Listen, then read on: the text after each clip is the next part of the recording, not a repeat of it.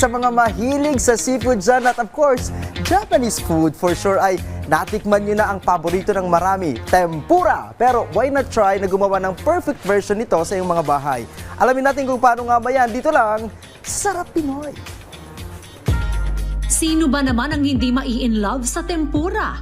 Pagdating sa mga pagkain na may crunch factor, tempura is always on top of the list. Hindi lang ito basta-basta fried dish, kundi isang culinary art form na may malalim na Japanese roots, ngunit naging paborito na rin ng mga Pinoy. At para naman turuan tayo kung paano lutuin ang crunchy and yummy dish na ito, makakasama natin si Chef Gian Sedi Tamayo dito sa Sarap Pinoy. So paano? Tara, simulan na natin. Meron tayong shower flour, meron tayong flour. Unahin natin gawin ilapat natin yung salt and pepper, then salt. Then kailangan natin ilapat itong shrimp para maging presentable ang ating shrimp tempura.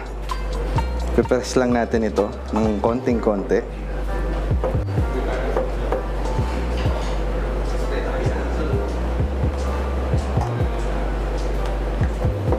So ngayon, pwede na po tayo mag-proceed sa ating tempura batter. Sisimulan natin itong gawin. Shower flour, warm water, then cold water, then salt and pepper.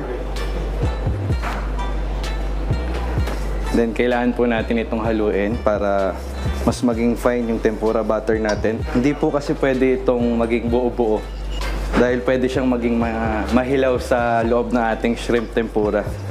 So may kita natin, fine na siya. Tara, proceed tayo sa cooking area natin.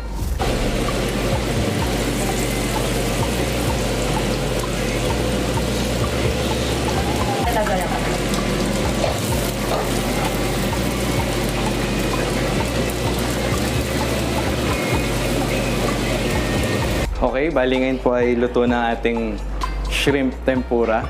Ngayon naman ay prepare natin ng sauce na para dito, ang ating tendashi sauce. Lalagyan lang natin siya ng konting ginger, then konting radish. So ayan, ready to serve na po ang ating dish, ang ating shrimp tempura with tendashi sauce.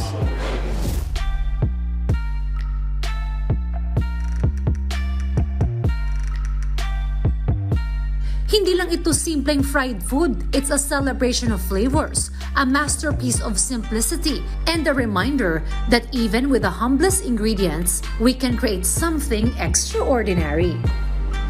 At kung may gusto naman kayong balikan sa mga nakaraan nating episode, maaari nyo yung bisitahin sa aming official social media accounts at Rise and Shine Pilipinas sa Facebook, YouTube at Instagram, habang RS Pilipinas naman sa TikTok at X.